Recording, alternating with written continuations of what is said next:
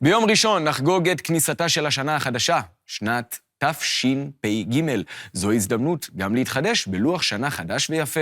שחר רוזנפלד, כתבת המהדורה הצעירה, הלכה לפגוש את האומנית אילנה שטיין, שכל שנה מחדש יוצרת את לוח שנה בגינה. הנה.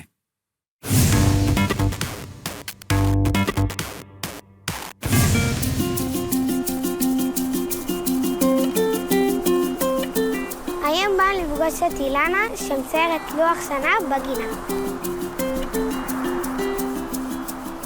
שחר, שלום. לכבוד מה באת עד לכאן?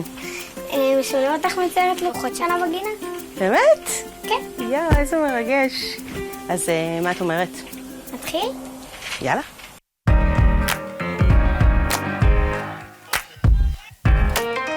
באיזה גיל התחלת לצייר?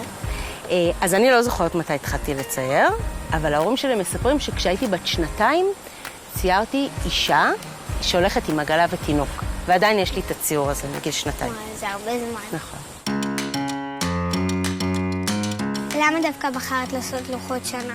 לפני 7 שנים בדיוק, החלטתי שאני רוצה לקחת את כל התחומים האלו שאני מתעסקת בהם, שזה חקלאות וליקוט ושימור מזון, זה איך להכין אוכל ומתכונים, וגם כמובן את הציור, נכון, והפכתי את זה למוצר אחד. יש חגים לא יהודיים של ארצות אחרות שאת גם שמה בלוח שנה שלך? אני שמה בלוח מועדים, כל מיני ימים מיוחדים שקשורים לחקלאות או קשורים לטבע. יש אפילו לראות יום האוזן, יום ללא מכוניות. יום ללא קניות. ידעת שיש יום כזה? לא. יום הכבושים. יום הקרקע. אז הלוח שנה הזה, אני לא יודעת אם את יודעת, אבל הוא מודפס על נייר אקולוגי, בדיו אקולוגי, בדיו על בסיס סויה.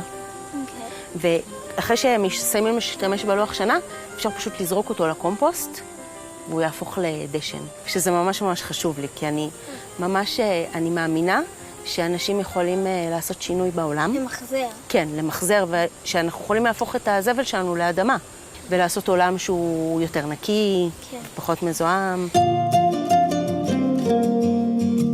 כמה זמן לוקח לצייר לוח שנה שלם? וואו, לצייר אותו זה לא מה שלוקח לי הרבה זמן.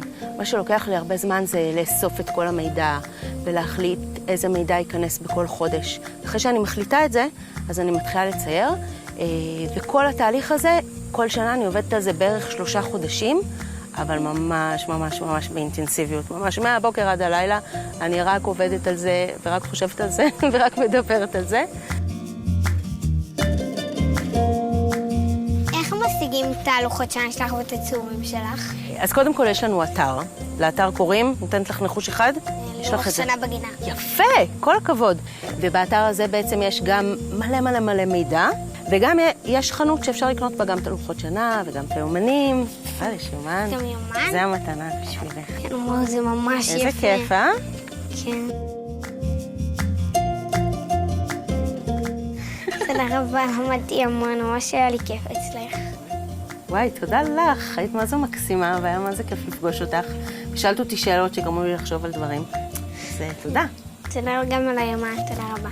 בטח. שיהיה לך שנה טובה. תודה רבה. היומן יתמלא בדברים טובים. ממש.